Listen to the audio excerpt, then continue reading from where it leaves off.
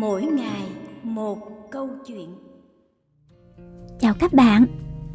Các bạn biết không, có những lúc ta tưởng mình đã mất đi điều quan trọng nhất, nhưng thật ra điều kiều diệu ấy lại đang âm thầm lớn lên ngay trong chính bản thân ta.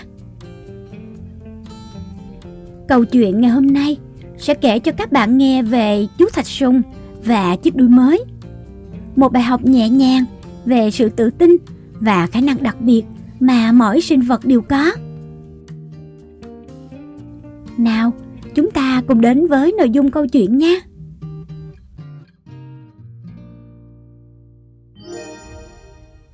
Câu chuyện Thạch Sùng và chiếc đuôi mới.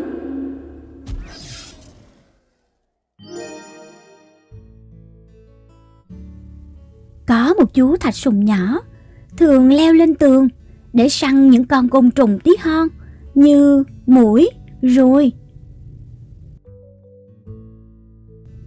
Một buổi tối, khi đang say sưa đuổi theo một con muỗi béo mập, một con rắn bất ngờ trườn tới và tấn công thạch sùng. Con rắn cắn mạnh vào đuôi của thạch sùng, khiến chú hoảng hốt. Trong khoảnh khắc nguy hiểm, thạch sùng vội vã vùng mình giật đuôi. Chiếc đuôi rụng xuống đất, còn thạch sùng thì chạy thoát trong gang tấc. Tuy giữ được mạng, nhưng thạch sùng buồn rầu nhìn chiếc đuôi bị đứt. Nó cảm thấy thiếu tự tin vì không còn chiếc đuôi dài xinh xắn nữa. Nghĩ rằng không thể sống mà thiếu đuôi, thế là nó quyết định đi mượn một chiếc đuôi khác. Đầu tiên, thạch sùng ra bờ sông gặp cá chép. Thạch sùng ngập ngừng hỏi: "Cá chép ơi, cho mình mượn cái đuôi một thời gian được không?" Cá chép lắc đầu: "Không được đâu, đuôi của mình dùng để bơi trong nước, bạn không thể mang lên cạn được." Thạch sùng lại tiếp tục đến gặp bác bò già. "Bác ơi, bác có thể cho cháu mượn cái đuôi dài của bác được không?" Bác bò già vừa nhai cỏ vừa nói: "Ồ, không được, đuôi của bác là để đuổi ruồi đấy, thiếu nó bác khó chịu lắm." Cuối cùng, thạch sùng ngước lên nhìn bầu trời, thấy chị én đang bay lượn, vội gọi với theo: "Chị én ơi, em chỉ mượn đuôi chị một thời gian thôi." Chị én đáp xuống, mỉm cười và nói: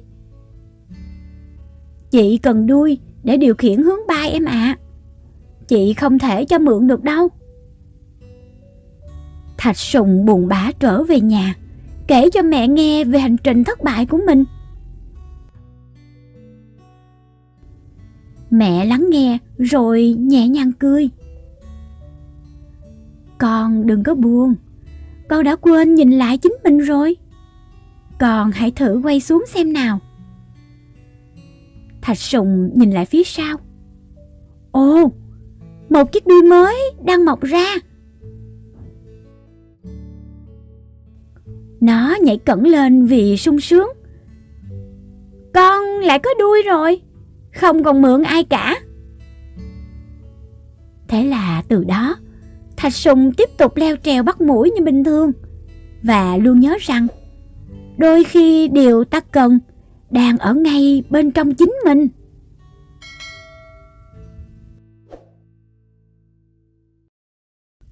Các bạn ạ, chiếc đuôi mới không chỉ giúp cho thạch sùng tiếp tục cuộc sống, mà còn dạy chú một bài học quan trọng. Đó là sức mạnh thật sự luôn nằm bên trong chính mình. Câu chuyện đến đây là hết rồi. Hẹn gặp lại các bạn ở những giờ kể chuyện tiếp theo.